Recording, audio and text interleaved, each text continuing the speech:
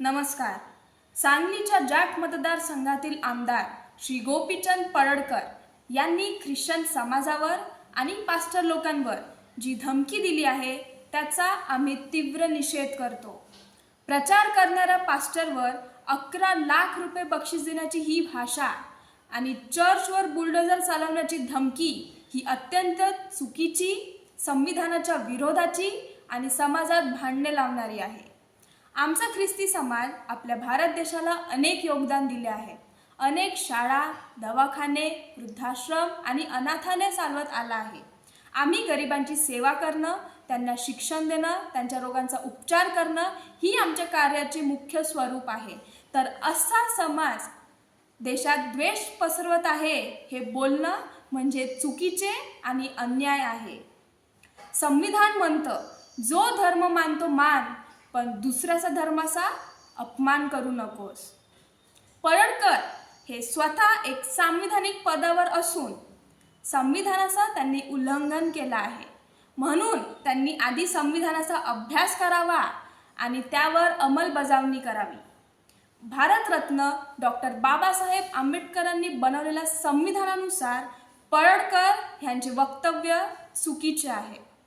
कलम 14, 21 आणि 25 ते 28च्या अनुसार ज्याच्यात लिहिलं आहे की सर्वांना समान वागणूक मिळणं, भयमुक्त आणि सन्मानित जीवन जगण्याचा अधिकार आणि आपले धर्म मानणं, पाळणं आणि प्रार्थनास्थळ चालवण्याचा हक्क ही कलमे त्यांनी भंग केली आहे.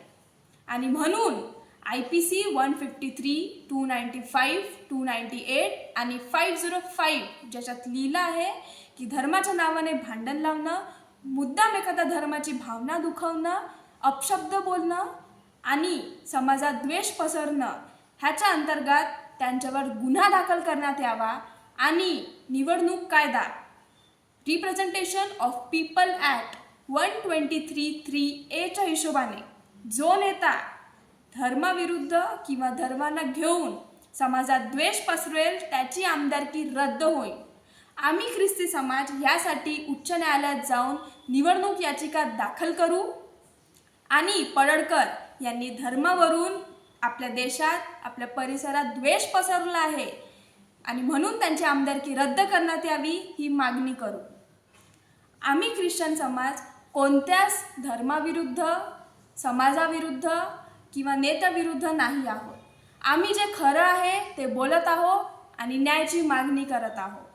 जर पडळकर यांनी आपले वक्तव्य मागे घेतले नाही आणि आमच्या ख्रिस्त समाजाची माफी मागितली नाही तर त्यांच्यावर कलम 14, 21 आणि 25 ते 28चा भंग करण्याच्या आरोपात आणि IPC 153, 295, 298 आणि 505च्या अंतर्गत गुन्हा दाखल करण्यात यावा.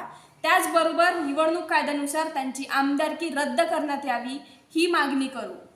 आमचा धर्म आम्हाला प्रेम, शांती आणि सेवा शिकवतो.